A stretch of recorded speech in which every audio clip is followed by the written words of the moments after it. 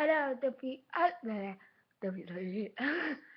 Hello, YouTube universe. I am going to watch World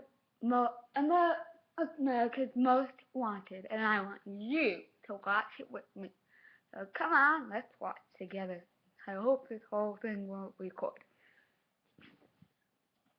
Well, it will record. It's on my computer. I'm recording. Okay, sit back and relax and enjoy the show.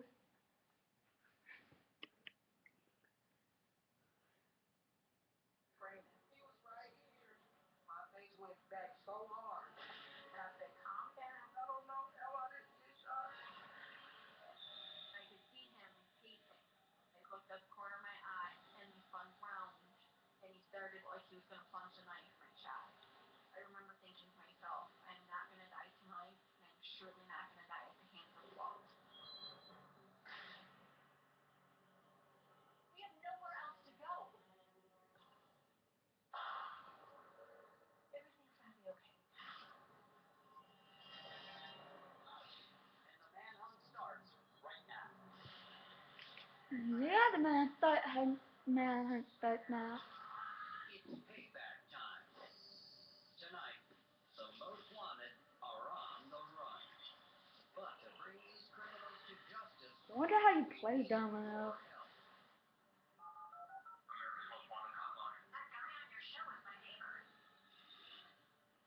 You can see. You make the call, we make the capture.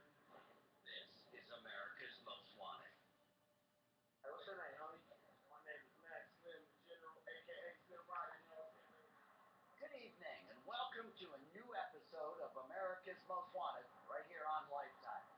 You know, the footage you just saw was provided to us by the Denver, Colorado PD.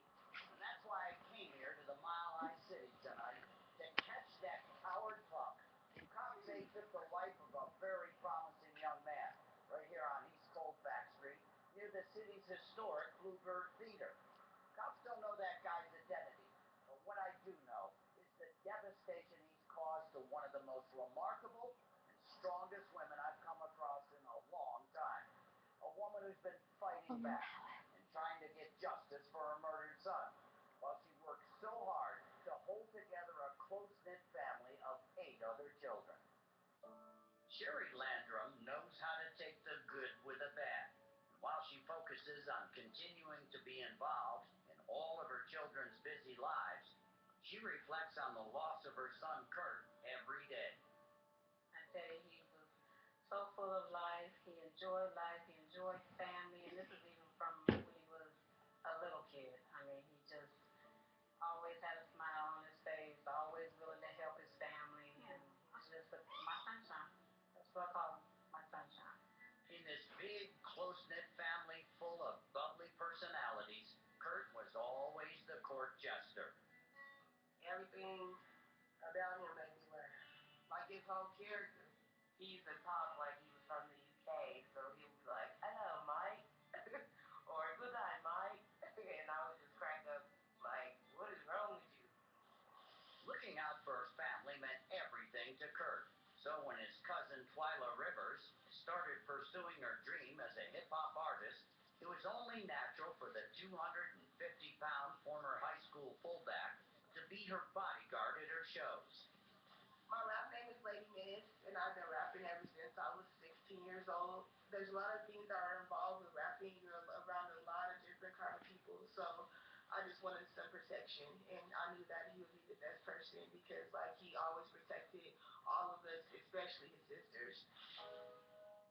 On August 3rd, 2004, Twyla, aka Lady Menace, was booked to perform at a rap show at the Bluebird. The show, called the Starters in the Game Tour, featured a large group of rappers from Northern California's Bay Area. Twyla wanted Kurt to watch her back at the show. I remember him saying, "Mom, I'm going to the concert, and I love you." I said, "I love you too, son. You guys just be careful." In addition to Kurt, 3 of Sherry's daughters, Paris, Giselle, and Ruthie, went to support their cousin. Kurt was up on the stage with Twyla while she performed. But a problem was brewing down on the floor near the stage.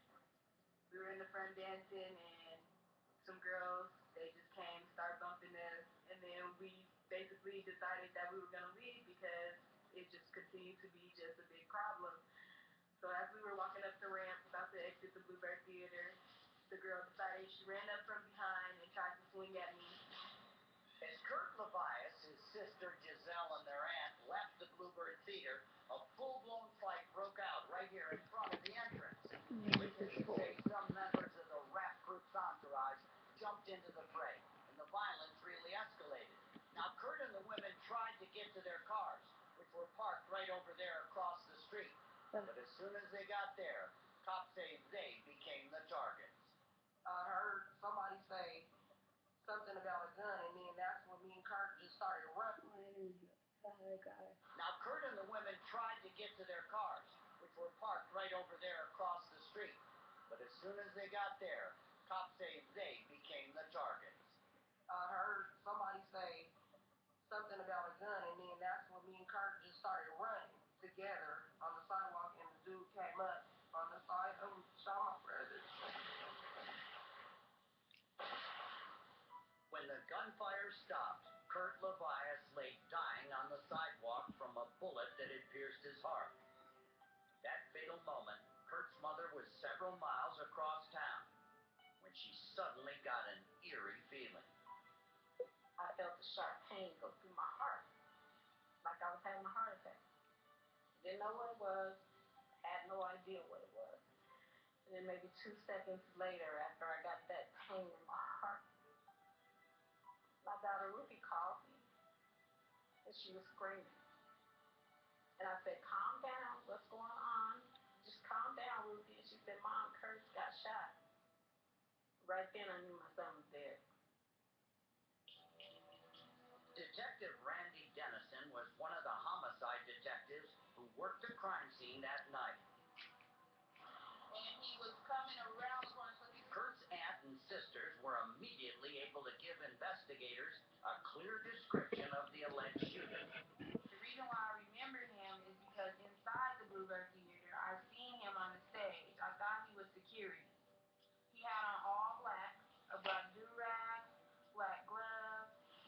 But the rappers who'd been on the stage with the man in black stuck to the horrible code of the streets when the investigators tried to speak with them. We tried reaching out to some of them, and we really didn't have much success or cooperation from them. That even more leads me to believe they certainly know who this man is. Denver detectives got a huge break in the case when their investigation turned up this piece of videotape that was shot during the rap group's road trip to the Mile High City. My name is Max Slim, the General, a.k.a. Slim Rider, you know what I'm saying, baby? This is the man who witnesses say gunned down Kurt Levias on that August night. They don't know his real name other than he called himself Slim Rider and Max Slim the General.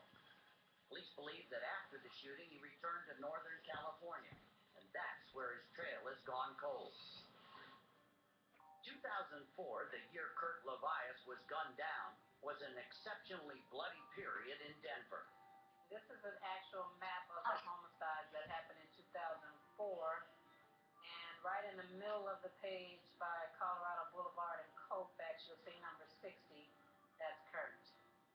The pain of losing her son so senselessly has turned this mother of 9 into a reluctant but determined anti-violence crusader.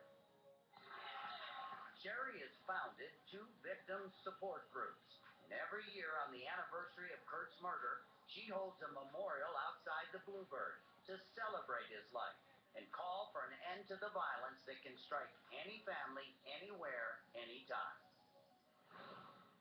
For Sherry and her loving family, it's been 8 long, frustrating years waiting for Kurt's killer to be identified and arrested. But as a family, they're stronger than ever. And they celebrate Kurt's life every day in their own special ways. Memories of me with you and all the things we used to do.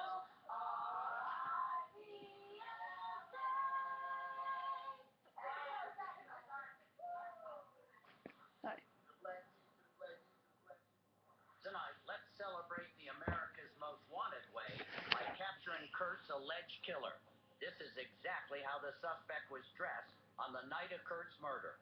All black clothing, batting gloves, and a silk do-rag and headband. He's believed to be from the San Francisco Bay Area and possibly a member of the Garden City Crips street gang.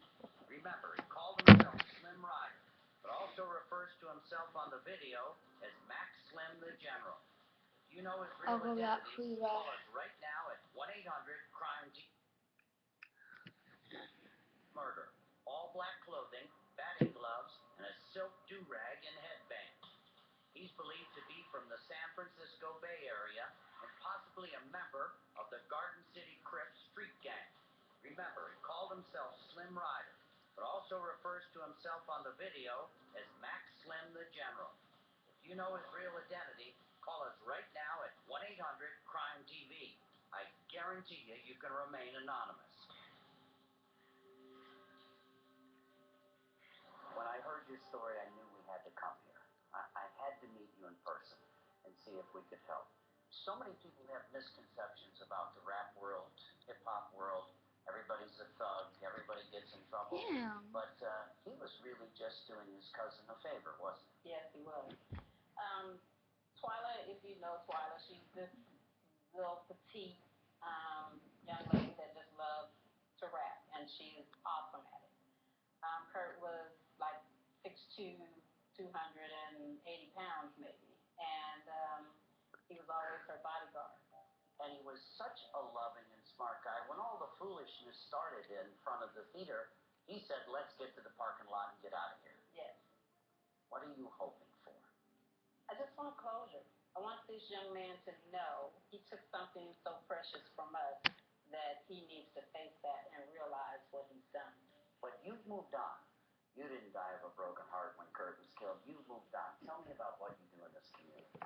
I do a lot of just trying to comfort mothers that are going through what I've been through, because, you know, we have to, as a community, we have to come together to say, hey, it's not okay for these young kids to carry guns. It's not okay for these kids to be in gangs. It's Sorry not about the okay for these blurriness. kids not to be in school. You know, like that. You have to become involved, because if you sit back and watch it and complain about it, it's not going to do you any good. And I started a project called Let Us Pray Mothers Movement. And what that is us mothers praying for those that are the families that are going through what we've been through already. What do you do to keep Kurt's memory alive? We don't memorialize him. We celebrate his life, because his life is worth celebrating, because that's the type of person Kurt was. God, you're a great mom.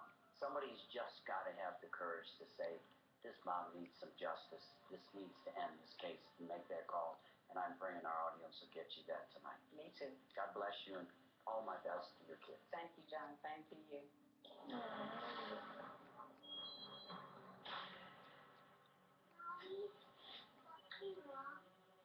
Oh, no, sweetie. Everything's gonna be okay.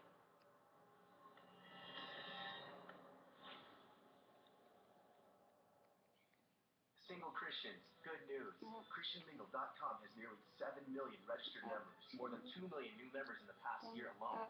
Every day, members send more than 100,000 messages. I sent one of those messages and met my beautiful wife. That's good news. Join today and find God's match for you. Sometimes we wait for God to make the next move. Sorry.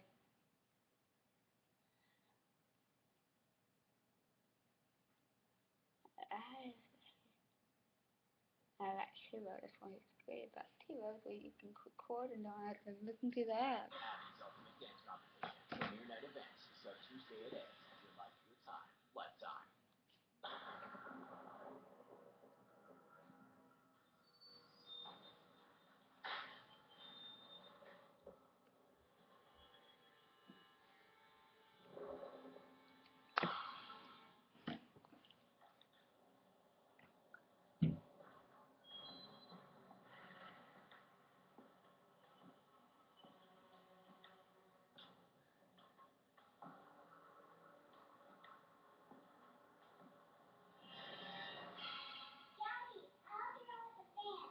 Okay, well, let's see what your mom thinks, huh?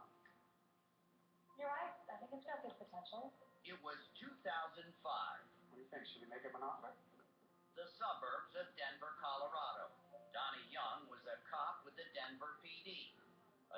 a husband. Excuse We me. should make an offer this week. We'll make a lowball offer? So we kind of lowballed it, and they accepted our offer.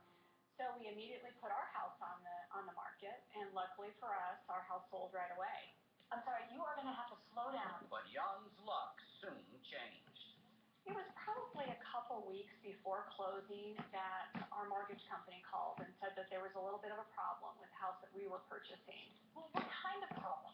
And what the problem was, the investment company that had said that they owned the home, it didn't turn out that they actually owned the home. We have nowhere else to go. Mommy, don't you know? Oh, no, sweetie. Everything's going to be okay.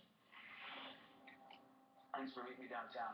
So Donnie met with Darren DeVoe of the DeVoe Group, the real estate investment company which supposedly held the lien to the house. Not a problem. You must run into some real characters in your line of work. See all kinds.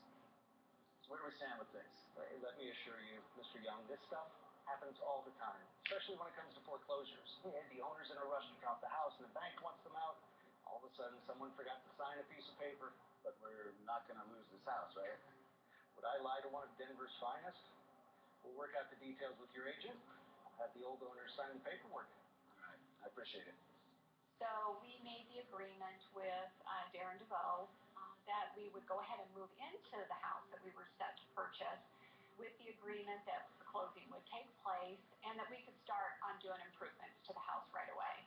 Hey, I should be back around 2. He had an extra duty job that he worked every Saturday night. A lot of the police officers work extra duty. Don't wake me. I've got a big day for us planned tomorrow. Frozen pizza? Restaining the cabinets and pulling up the kitchen counters so we can get some granite in here. Sure know how to break a man's spirit. I'm gonna pause it for a second, okay, you guys? What do you want for lunch? Wait. What? Making a YouTube video. So other people around the world who don't have who don't have America's Most Wanted. Some around.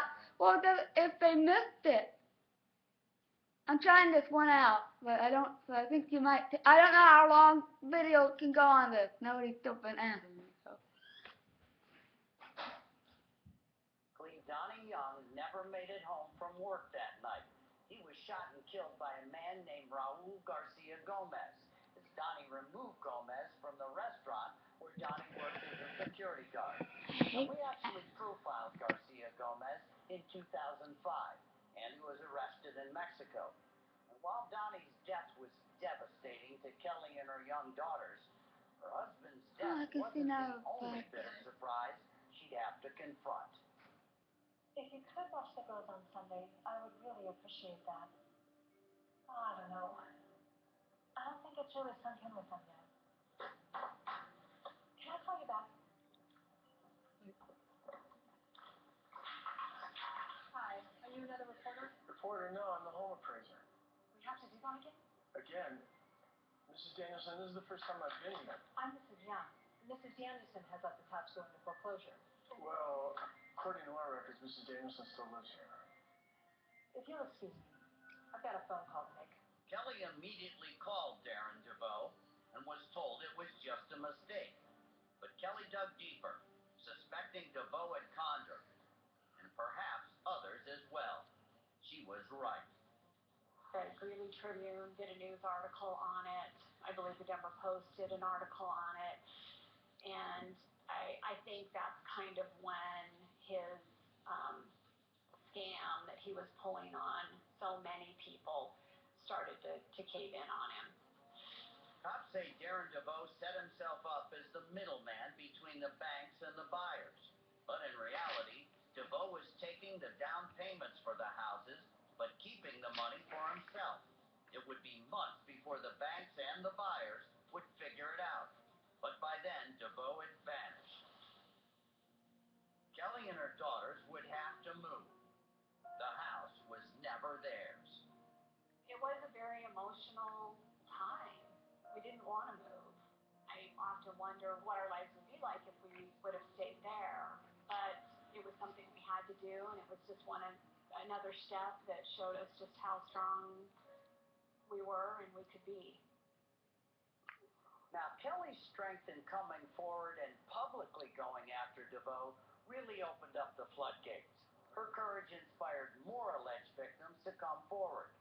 Authorities say DeVoe targeted dozens of other people in the Denver area in assorted real estate scams for a total of $2 million. That's why we need to take this alleged conman off the streets before he ruins someone else's life with another real estate scam. Authorities say DeVoe feels as comfortable in camouflage as he does in a suit. He's a big game hunter and owns several high-powered firearms. He may have also headed north, possibly to Canada. If you know where Darren DeVoe's hiding, call us right now at 1-800-CRIME-TV.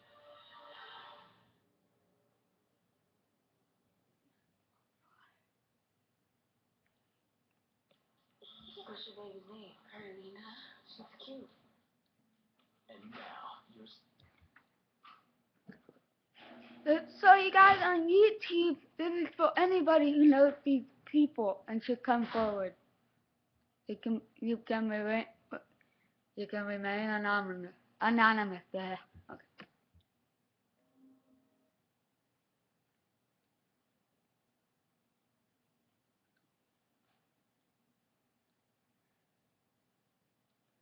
Don't you love when you have people who die?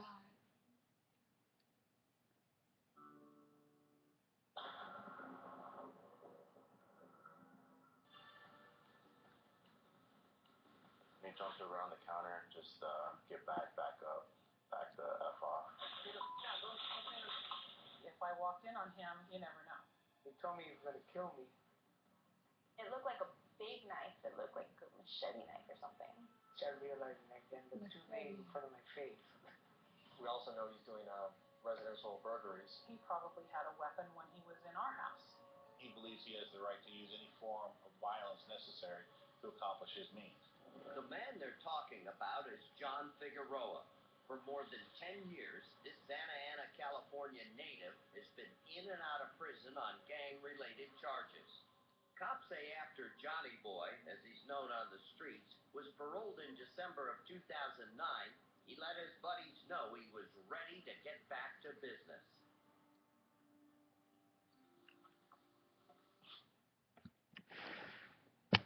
I'm gonna pause it there. I'm gonna watch it later. Okay, bye guys.